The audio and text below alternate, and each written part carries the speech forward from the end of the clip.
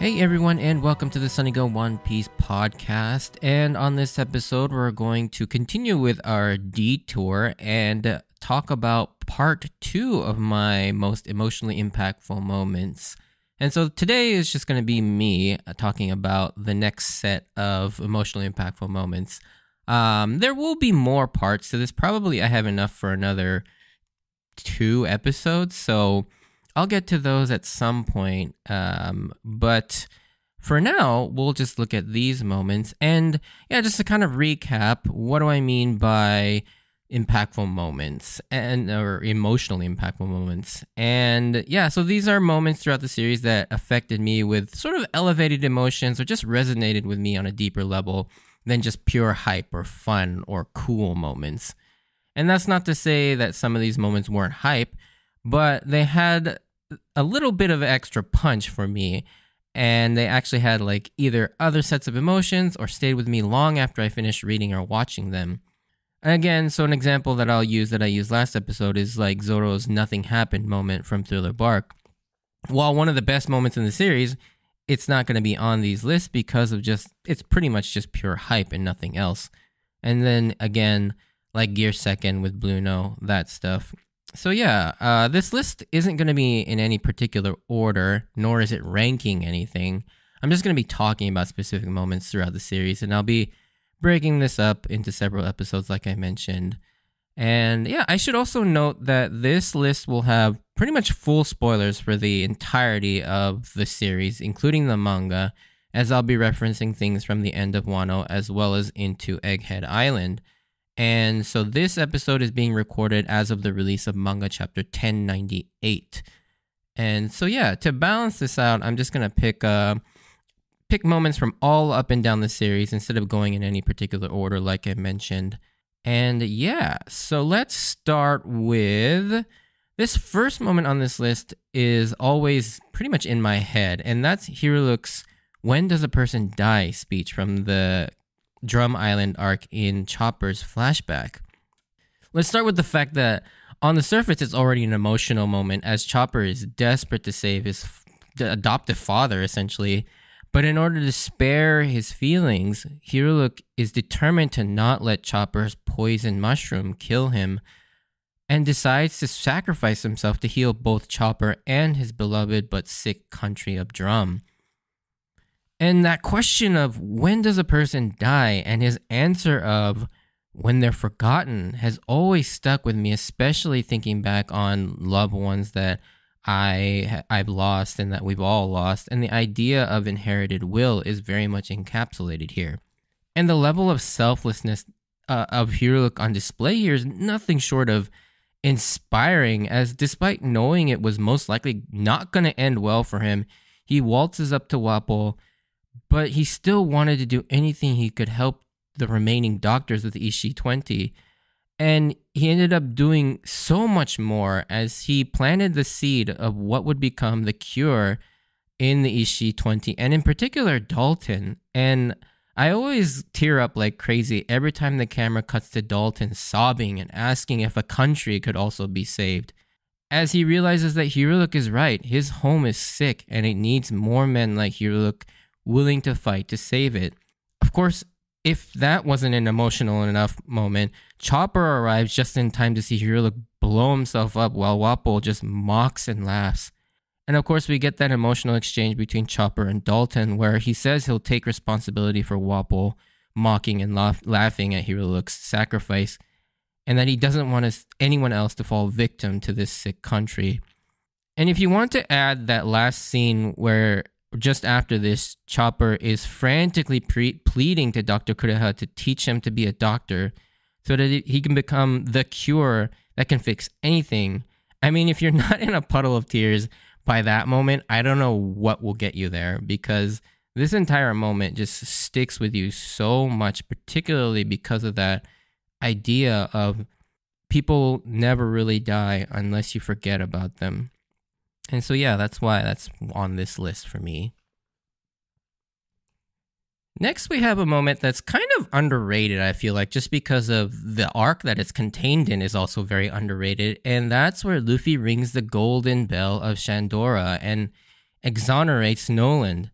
And so much in this moment happens as it's the climax of the Skypiea arc and Luffy's fight against Enel. It's a really exciting moment, but the emotion and meaning behind this act of ringing the bell is captured so perfectly in both Cricket and Wiper's reaction to this act. Of course, Wiper, he gets to hear the fire of Shandora that his people have been searching for generations to find and retake their homeland. But I love the development for Wiper that in this moment, he wants nothing more than to carry on his ancestor Kalgara's will for the bell to reach Noland's descendants, for them to be able to hear the bell once again, to show them that their connection and their friendship is still alive. And again, like I talked about when we covered this, but Kalgara and Noland's friendship is one of the best things in the series. And it's so heartbreaking because it leaves off on such a bittersweet moment. And of course, this moment is the culmination of that, and it does reach them. Then the moment that really gets me is seeing Cricket's reaction, how proud he is at hearing the bell and seeing Luffy's massive happy shadow in the sky dancing. But when you think what would be the most important to him is the vindication of being right about his family's legacy, but no, that's not what Cricket ends up actually breaking down about. And it's the fact that he finally realizes that Luffy is safe and the Straw Hats are all okay, showing just how good of a man Cricket really is. And I just about lose it every time I see Cricket break down in relief at the safety of the Straw Hats. It's such a great moment and really defines two characters that kind of were introduced one way, and you get to really see what they're like as real people. And Wiper and Cricket, I love seeing that vulnerability in both of them in this moment. So the next one that I wanted to talk about is mostly because this is one of my favorite characters, and it's not so much of a tearjerker like the last few, but more so of inspiration and epicness. And this moment comes from the end of the Marineford arc and one of my favorite moments of the series, and that is Kobe's impassioned plea to stop the fighting and Shanks coming in to save him to put an end to the war. This moment was so incredible for the fact this was so unexpected for how the war was going to end, but it's just so impressive and inspirational and even kind of funny. And just the rush of emotions you feel in this moment is an insane roller coaster, from the awe at Kobe standing up to Akainu and the inspiration at what Kobe is saying, the sadness at the reality that people are dying needlessly, and pride at how amazing of a thing Kobe just did standing up to the most powerful Marine on the battlefield, not to mention his boss. Then, it's just also kind of laughable that because the way Kobe freaks out at the fact that he's going to die, but doesn't regret anything, calling back to when he stood up to Alabida, to insane relief and hype that Shanks shows up out of nowhere to save him. I mean, this sequence of events just puts you through it in a matter of like a few minutes, and I still go back and watch this scene because of how inspirational and impactful it is. It just encapsulates so well the idea of doing what's right even when everybody says you're wrong. We all knew Kobe had this in him, but the fact that Kobe is the one to stand up for everyone and that he respects lives more than power and order, it just really shows that Kobe should be the one who ultimately gets put in charge of the Marines and not someone like Akainu. Like, easily one of the most emotionally crazy moments in the series. I don't know how you can watch this scene and not be like, oh, and also at the same time just really sad at what is happening. And just the raw awe of the compassion that Kobe shows here. Now we go to another moment that probably won't be on many people's lists, but for me it was always one that hit really hard, especially the first time I read it, and that is the moment Usopp, Sogeking saves Robin on the Bridge of Hesitation in Enies Lobby. This moment was so unexpected and such an amazing emotional release. You see just how much Robin is desperately fighting, to the point where she's biting down on the concrete with her teeth, while Spandam mercilessly beats her and drags her to the gates of justice, where once she passes through those gates, it's over. And the one hope we all thought that they had was Frankie, and he gets blown up. And with that event, all hope seems lost with no one else even close. And then all of a sudden, Spandam just gets lit up out of nowhere. And Marine soldiers are dropping like flies until you and Robin realize what's happening. And it is absolutely such an amazing reveal that it's freaking Usopp sniping these guys from like a mile away. And that shot of Robin just staring up at Usopp quietly, saying Nagahana-kun under her breath, always gets me in the feels so hard. This moment is so amazing, not just for the surprise save and the cathartic relief we get knowing that Robin is going to be saved, but this is the defining moment for Usopp, the culmination of his character arc through the entire saga, as well as probably the story up to this point, where he finally gets over his insecurities and takes Sanji's words to heart, doing what only he and the crew can do. And that thing happened to be the most important thing of all, was to save Robin. And that striking pose of Sogeking after the save and Sanji beaming with pride and then Zoro murmuring, is the singing necessary? Is just the cherry on top of an amazingly well done moment where you just get put through the ringer. And then finally you have this moment of two characters essentially living up to their sort of moment that they deserve this entire series. Okay, so this next moment is one of those moments that became the reason why I wanted to do episodes like this in the first place, because it was just such a crazy moment, and that is the Raizo is safe moment from the Zou arc. And I am not kidding when I say this scene legitimately shocked me. The first time I read this, I screamed, "What? No way!" And even now, when I know what's coming, the way this scene is built up and executed is so good that it still sucks me in and gives me chills. There's so much going on here because this whole time, you're led to believe that the Minks have this intense hatred for the samurai and that they've suffered needlessly on behalf of them at the hands of Jack, to the point where they've lost limbs, endured horrific torture. And I'll be honest, I had my doubts too, and I believe that Raizo wasn't with the Minks. This scene builds up like there's going to be this huge conflict between people you don't want to see hurt at all. Like, you love the Minks, you also love the samurai and the Straw Hats. And it puts you on edge, fearing the inevitable, but then Inuarashi and Nekomamushi sit and bow down out of nowhere, declaring that Raizo is safe. And it hits you like a ton of bricks, like that not only is Raizo actually there, but the Minks endured all that out of an incredible sense of duty and loyalty to the Kozuki family. And it's enough to make your hair stand on end. Like, I cannot believe that Oda pulled this off. And the fact that the sheer shock is also on the Straw Hat's face too. You see every member just completely shocked as just as much as you are. And not only that, but retroactively, when you revisit the scene after learning just how close the 9 scabbards are with each other and all that they endured during the events of Wano, this hits that much harder because you learn just how deep of a bond they had. And it's honestly incredibly touching and awe-inspiring to watch. It's just one of those moments that stick with you forever. I never forget this moment and the feelings that it made me feel. Next, here's a moment that's not widely talked about, and why should it, really? It's a very small moment, but for some reason, this one always got to me because of just how wholesome yet unexpected it was. And this is the moment when Luffy is fleeing Dressrosa after running from Fujitora, and Fujitora just smiles and remarks to himself, "I wish I could have seen your face."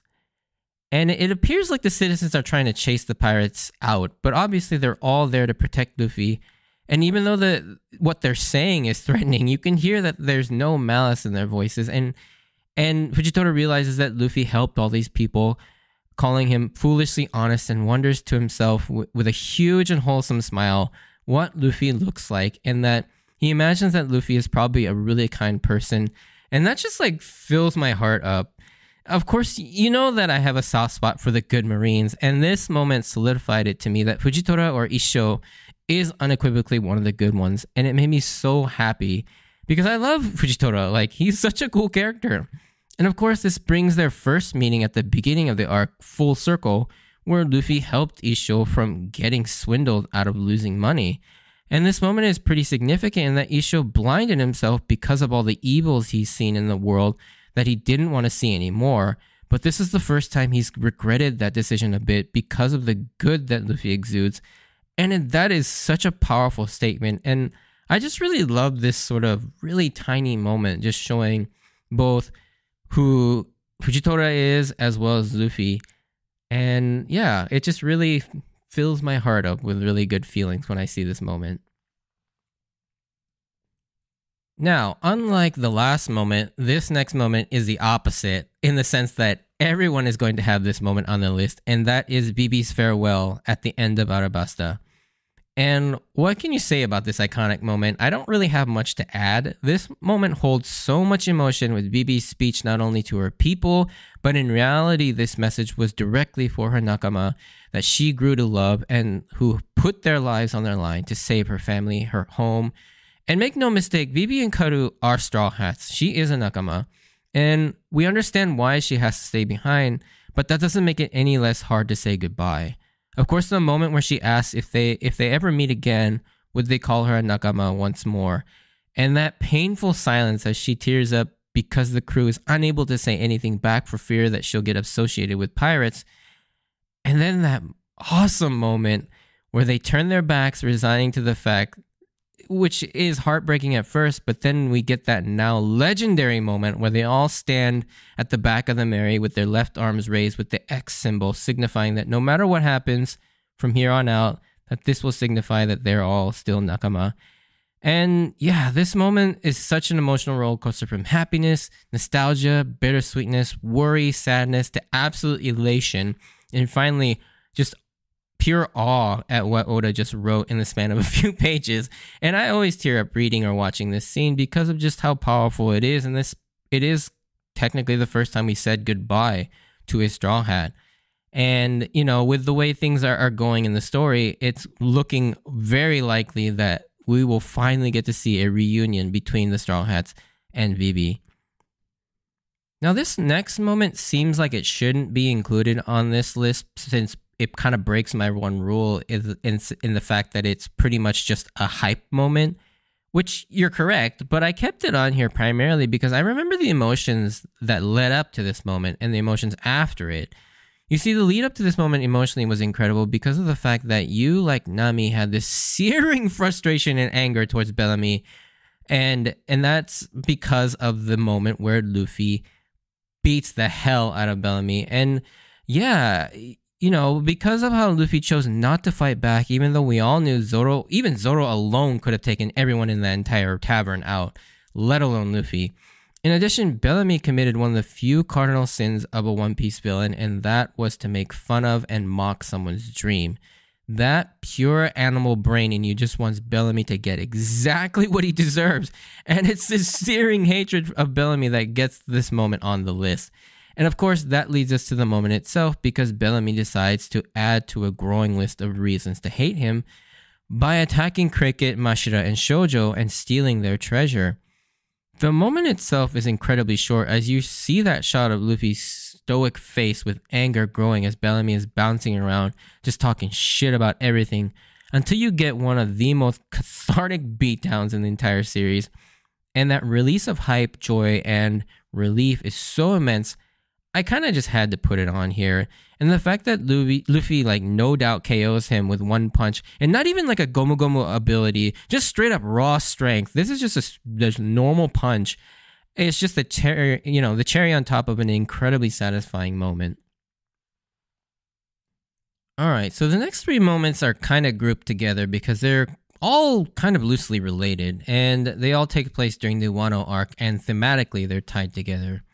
And the first of the three is probably the most impactful moment, and that is Yasuie's execution and the reveal of the Smile Fruit's true nature. And I can't tell you how insane this scene was. It was bad enough that such a wholesome and positive character was being executed in such gruesome fashion. But then, because Oda makes sure to make us really fall in love with this, at first kind of creepy looking guy, but he has this guy interact with pretty much everyone, especially with Zoro, and then to find out that he was the mentor of the 9 Red Scabbards and taught them how to be honorable samurai protectors was even more investment in the character.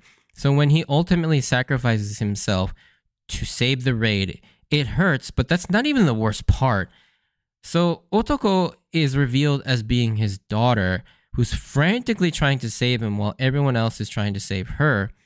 And when Zoro arrives, though he's met with a sea of laughter for some reason, and at first this angers him because he knows how good of a person Yasuye is, but then the emotional bomb is dropped on him and all of us by Hiyori as we learn the truly horrific origin of the Smile Fruit name. And they are revealed to be physically incapable of not laughing due to the imperfect nature of the Smile Devil Fruits. And this turns everything we've witnessed up till now on its head, because not only does your stomach drop for these people, but you realize just how much more you hate Caesar and Doflamingo, as well as Orochi. And the cruelty on display here by Orochi feeding the starving people of the Okobore village is beyond anything I think we've ever seen. It's chilling and so heartbreaking seeing these people unable to actually grieve, but instead forced to laugh continuously. It just doesn't end there though. Then Otoko gets through the gate and is desperately trying to heal her father. And with the fake toad oil that Usopp sold her, which you kind of hate Usopp for in this moment, and he realizes the horrible thing that he did. And we do get, pretty emotional again before this scene closes out though, as Orochi goes in to gun down Otoko, and we get a dramatic rescue by both Zoro and Sanji, and seeing them protect Otoko was so amazing and such an emotional high, not only for the situation at hand, but the fact that this reunion is the first reunion between these two since the beginning of Dressrosa, which at the time had been like 4 years in real time.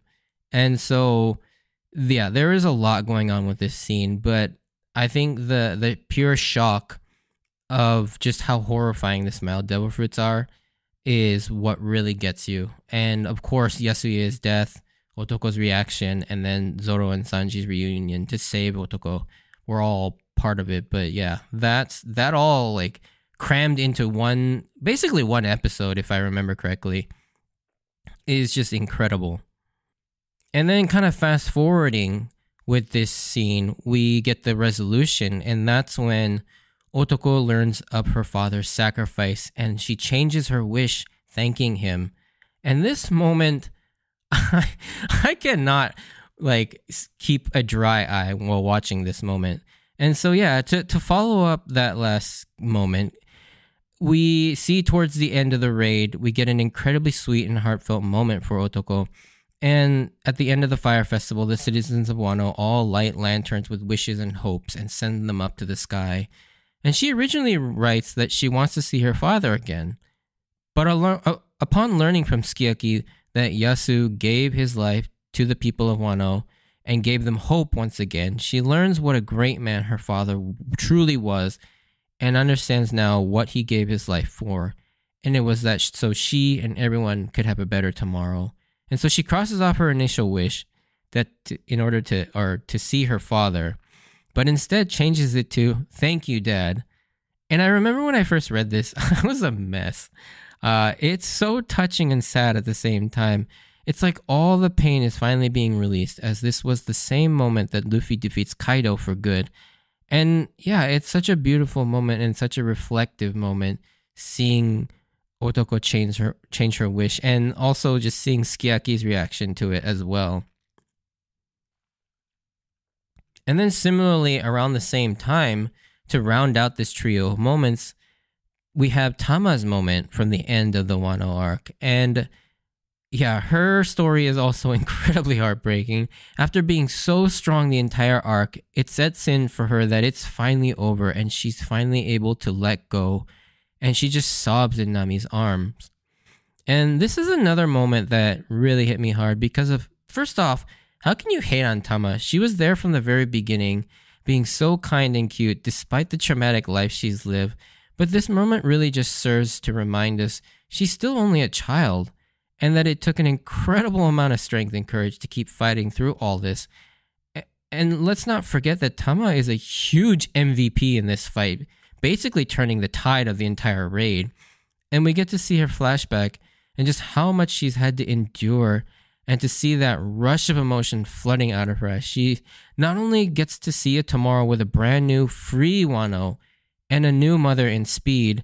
It's just incredibly heartwarming and difficult not to tear up, seeing just how much pent up emotion was inside Tama, and for such a young little girl to have to experience. And so this last moment is definitely spoilers for anime only watchers. So if you wanted to stop listening, please feel free to. I do thank you for listening up to this point. But for those that want to hear this or have been caught up to the manga, this moment comes from the Egghead Island arc. And it's such a sad but sweet and cathartic moment. And this is where, towards the beginning of the Egghead Island arc, where Shaka is explaining everything about his theories regarding the Void Century and the Ancient Kingdom, and how all this relates back to the Ohara scholars' research and their will. And during this explanation, you clearly see Robin getting more and more distraught and emotional, which is something we don't ever like to see, and we don't ever really get to see. And she's trembling and on the verge of tears the whole time until he gets to the part where she has to relive the moments of the Buster Call and being separated from her mother, Olvia, and Saul's sacrifice. And she full on starts tearing up. And your heart just like goes out to Robin and want to give her a big hug so badly.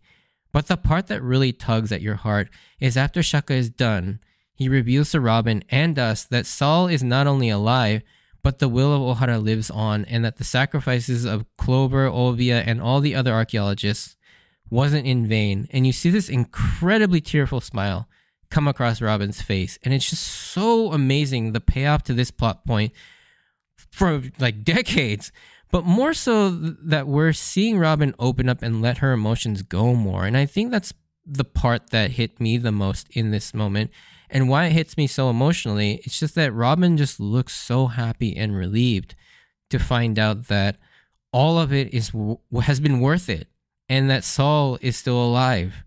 And yeah, I really loved this moment, and it really hit me the first time I read it, and I can't wait to see this animated in the anime. So there you have it. That's part 2 of my most emotionally impactful moments from this series. Now, I will eventually do part 3 and part 4, and maybe even a part 5, depending on how many more I can think of.